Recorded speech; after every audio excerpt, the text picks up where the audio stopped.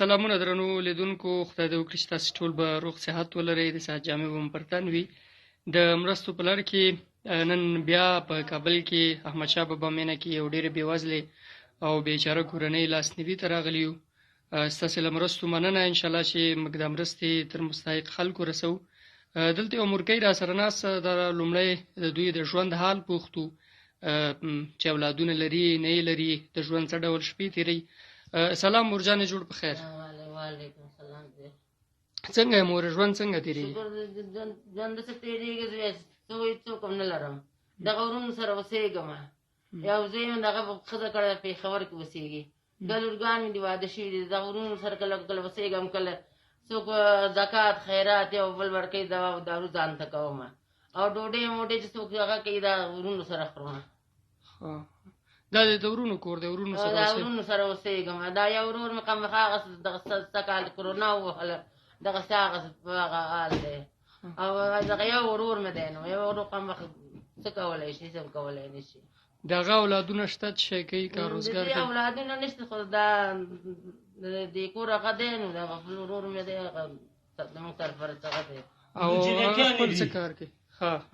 یو زوی د لورګانې دي، بل څوک نه لري.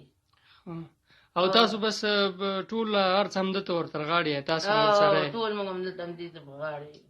هغه څه کاروبار لري چې کار کوي؟ نه، خامخا زوی مزدوري کوي، او کله خپل هم کوي، کله زوی هم کوي، دغسې مزدوري خواري کوي کله کله.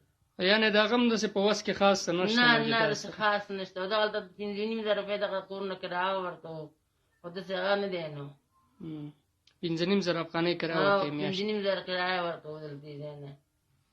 ستاسې اولادونه نشته، زامن دي؟ زما دوه لورګان دي، یو زوی د پېښور کې اوسېږي، نه راځي بیخي، او لورګان مې واده شوي دي، د خپل دغه ورور سره اوسېږم. زوی دې ولې پېښور کې هملته کار کوي؟ خفه دی؟ هملته ښځه کړی، هملته پېښوریانو کې هملته اوسېږي، هملته وي.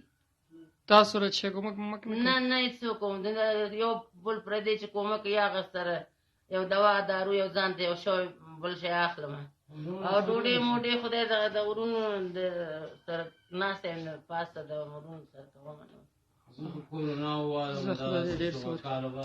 ګاډی همدغلته ولاړ دی او کار نشي کولی. کرونا خپې هم ختم کړو. بیا وروره یو رکشه و، هغه هم خرڅ کړو، د سپرینګ مې تېر کړو.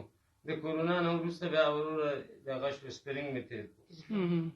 سپرینګ مې تېر کړو، بیا وروره هغه دوايانې دي، اوس پیسې نشته، ولا هغه ګلوبل ته لاړ شم، هغه دوا والم، دا وګوره دا ټول دوا دي، دا ټول دوايانې دي، دا خلطې وګوره راوړه. ګلوبل کې خو ډېرې پیسې هم لګېږي، انتراواله به کور مې خرڅ کړو، دغه رکشه مې خرڅ کړو، 1,40,000 روپۍ. دا وګوره نقصې راوړه، هغه نقصې راوړه، هغه نقصې دي. دا صحیح ده کاکا، بس پوهېږو، خدای دې صحت درکړي. تاسو دغه وکړئ، دغه د اوس ولاکه د دوا پیسې.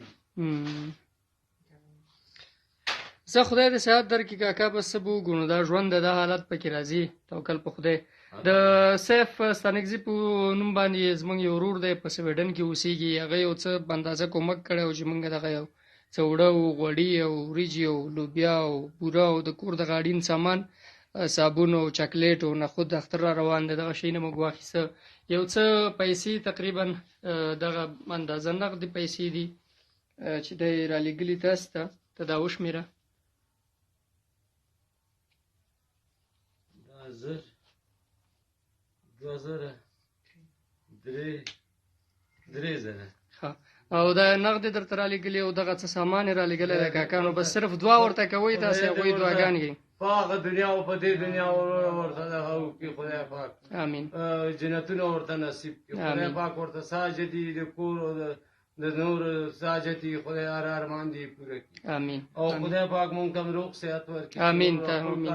سره د ټولو ناروغانو، سره ټولو ناروغانو مور جانې دعاګانې کوئ، نو خدای دې تاسو ډېر څه پې وکړي، امین. نورم خدای ورته ورکړي، خدای پاک تاسو سره خیر اوسي، کور خدای پاک تاسو سره ډېر څه وکړي، ژوند کاکا خیر اوسي، خدای دې اجرونه درکړي، کار دې مونږ ته وګوره، خدای دې اجرونه درکړي.